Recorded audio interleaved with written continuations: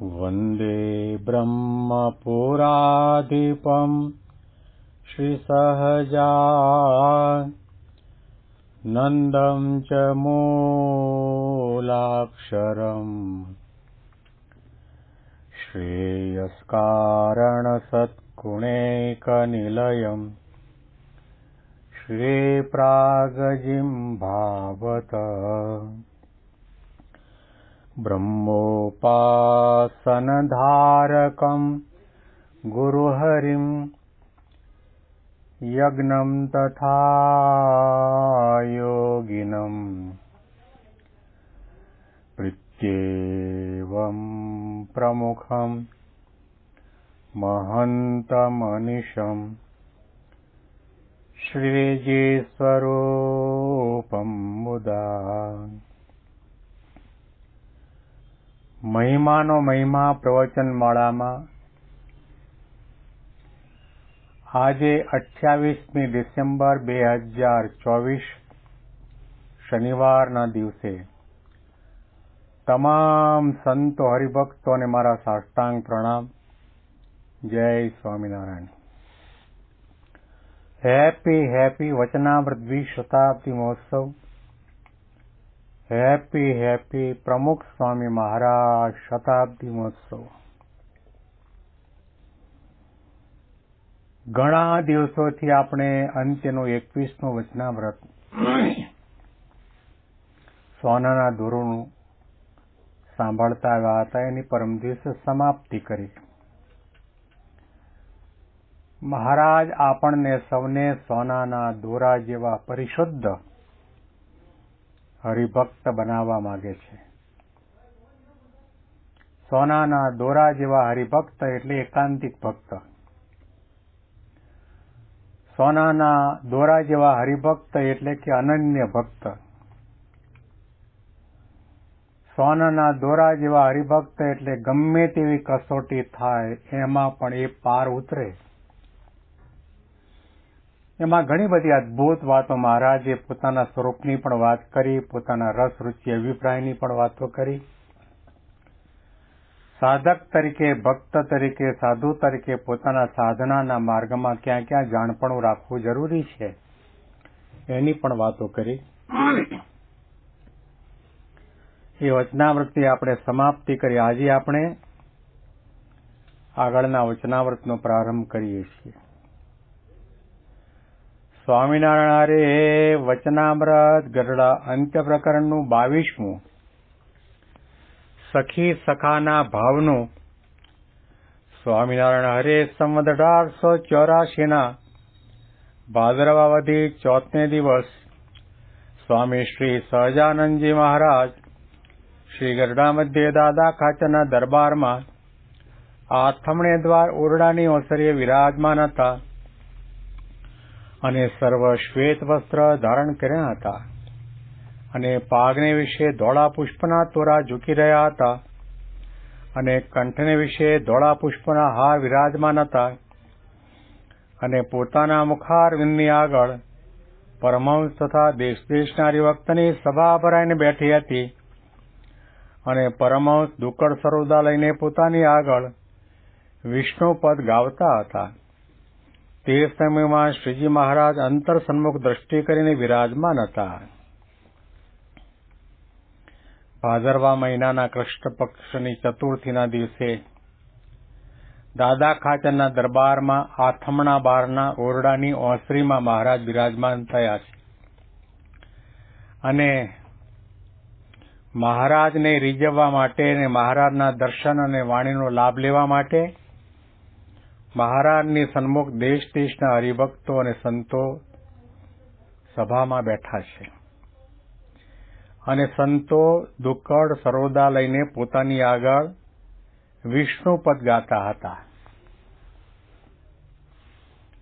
મહારાજે ભક્તિ સંપ્રદાયને ભક્તિને ખૂબ પોષણ આપ્યું છે.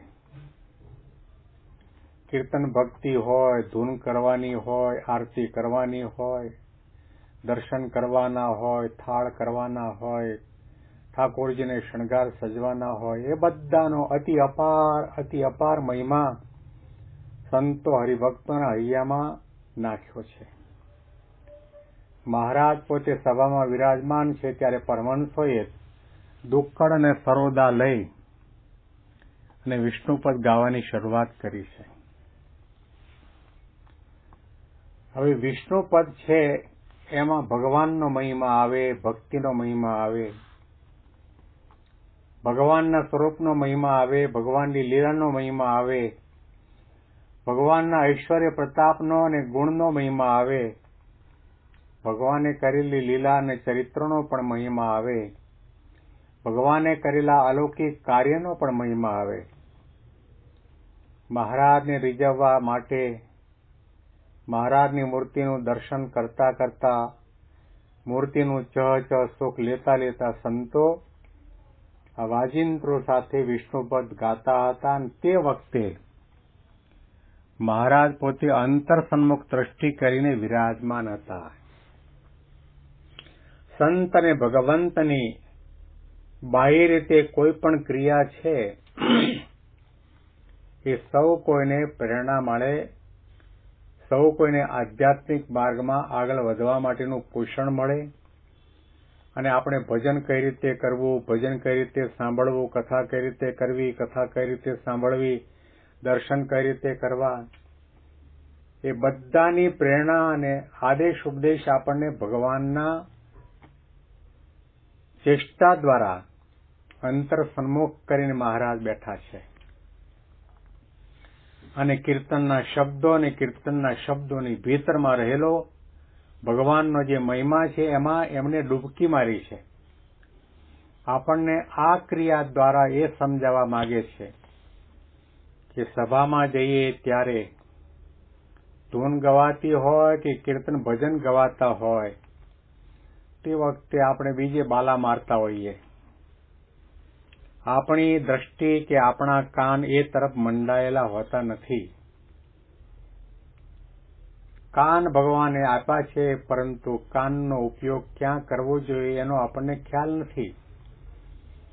5-25 કિલોમીટરનું અંતર કાપીને સત્સંગ સભામાં ઉત્સવ સમયમાં જઈએ, હૈયું દળા એટલા બધા સંતો હરિભક્તો ત્યાં બિરાજમાન હોય, એમાં આપણે કીર્તન ભક્તિ થતી હોય ત્યારે ગામ ગપાટા મારતા હોઈએ અને બીજી કંઈક અનેક પ્રવૃત્તિ કરતા હોઈએ. આપણું મન ત્યાં સ્થિર હોય જ નહીં. મહારાજે કહ્યું કે જેવો કથા, ઉપદેશ, પ્રવચન, પારાયણનો મહિમા છે એવો કીર્તન ભક્તિનો પણ મહિમા છે.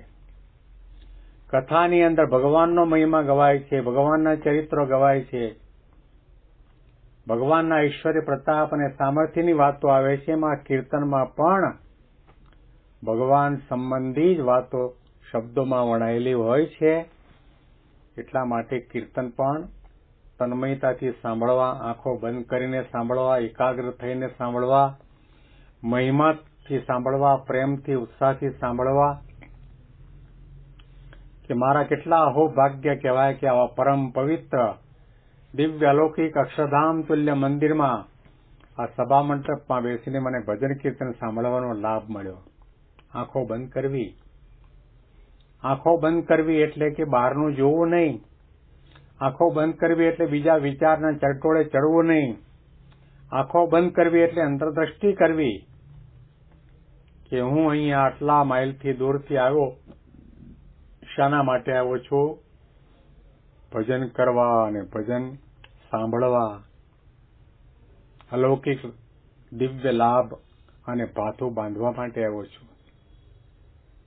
તો શ્રીજી મહારાજ પોતે અંતર સન્મુખ વૃત્તિ કરીને બિરાજમાન થયા છે. પછી શ્રીજી મહારાજ એમ બોલ્યા છે, જેવો પ્રેમ લક્ષણા ભક્તિયુક્ત કીર્તન વિશે હરિજનનું અંગ કહ્યું છે એવો તો જીણાભાઈનું અંગ છે, તથા પર્વતભાઈ અને મૂળજી એના પણ એવા અંગ હતા. માટે અમે અંતર સન્મુખ દ્રષ્ટિ કરીને વિચારતા હતા અને બીજા પણ સત્સંગમાં એવા અંગવાળા હશે અને જેને પ્રેમ લક્ષણા ભક્તિનું અંગ આવે તેને પંચ વિષયને વિશે પ્રીતિ ચડી જાય છે અને આત્મનિષ્ઠા રાખ્યા વિનાની જ રહે છે.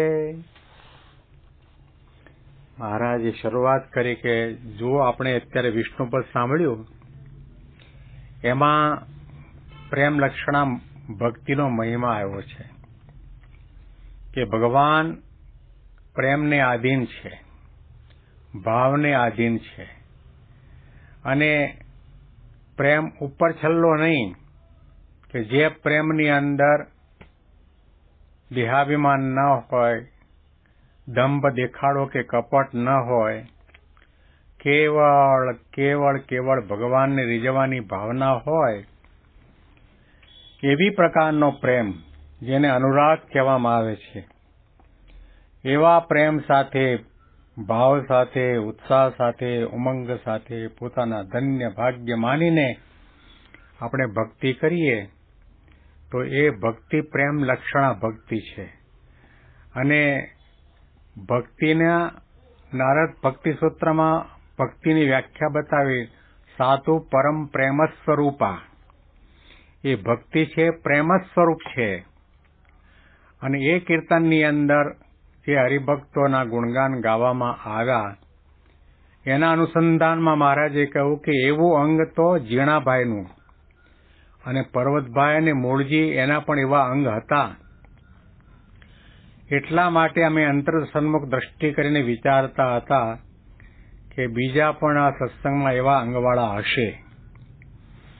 તો મહારાજ પોતે આવા ભક્તોના નામનો ઉલ્લેખ કરે છે, જેણે પ્રેમ લક્ષણા ભક્તિ કરી, પર્વતભાઈ હોય, ગોવર્ધનભાઈ હોય, જીણાભાઈ હોય, આ જે નામનો ઉલ્લેખ કર્યો, એ ત્રણે ત્રણ ગ્રહસ્થ હરિભક્ત છે.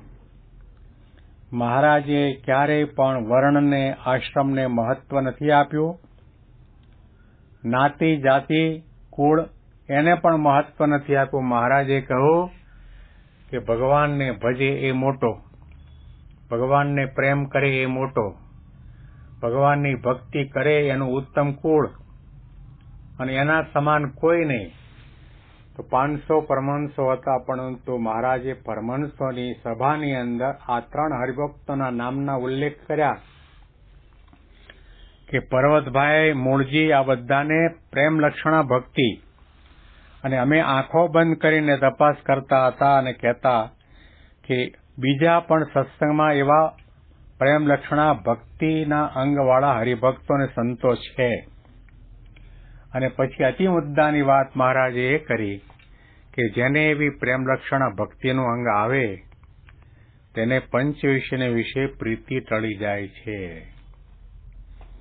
પ્રેમ લક્ષણા ભક્તિના પાયામાં પંચ વિષયની વિશેની આસક્તિનો ત્યાગ.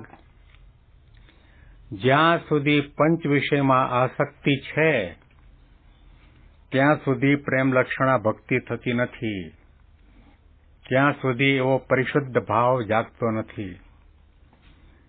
એટલા માટે કબીરજીએ લખ્યું, જાગટ પ્રેમ ન સંચરે, જાગટ પ્રેમ ન સંચરે.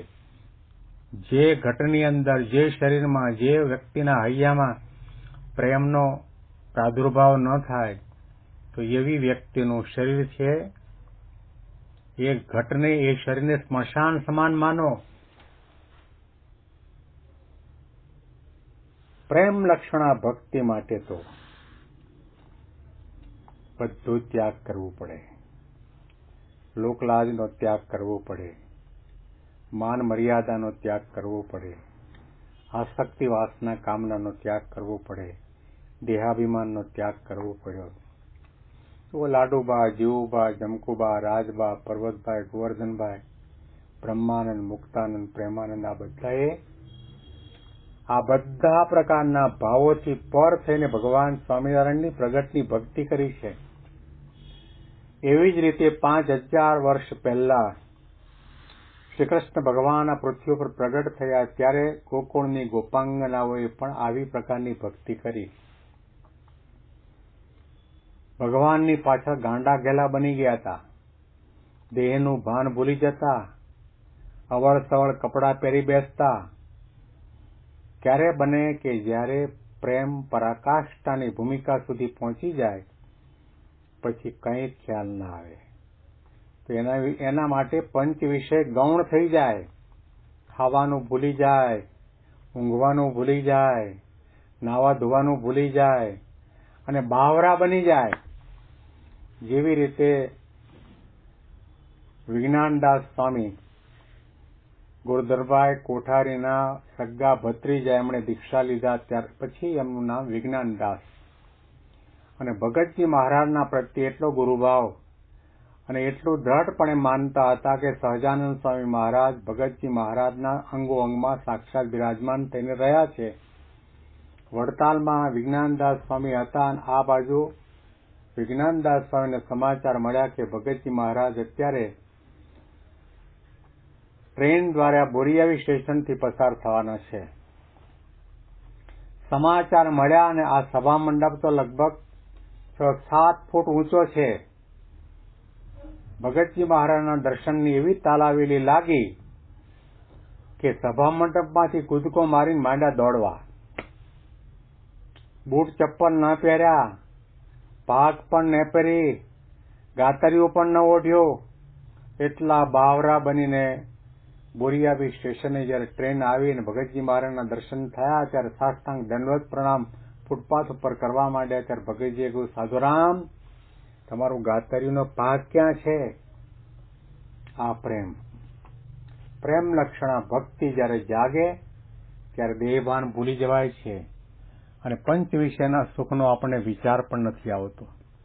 આપણને તો દર્શન કરતા કરતા, માળા કરતા કરતા, સભામાં બેઠા હોય કથા વાર્તા સાંભળતા સાંભળતા નીચેના રસોડામાંથી બટાટા વડા તળાતા હોય ને સુગંધ આવે ને એટલે મનમાં વિચાર થાય કથા ક્યારે પૂરી થાય ને બટાટા વડા ભેગા થઈએ. તો એનો અર્થ એ થયો કે આપણને કથા સાંભળવામાં પ્રેમ નથી, દર્શનમાં પ્રેમ નથી. શ્રીજી મહારાજે કહ્યું કે પંચ વિષયને વિશે જે પ્રીતિ ટાળવી હોય તો પ્રેમ લક્ષણા ભક્તિનું અંગ દ્રઢ કરો. અને એવી જે પ્રેમ લક્ષણા ભક્તિ છે આત્મનિષ્ઠા રાખ્યા વિનાની જ રહે છે. આત્મનિષ્ઠા દ્રઢ ન કરી હોય તો પણ એ પ્રેમ લક્ષણા ભક્તિની અંદર આત્મનિષ્ઠા પણ આવી જાય છે.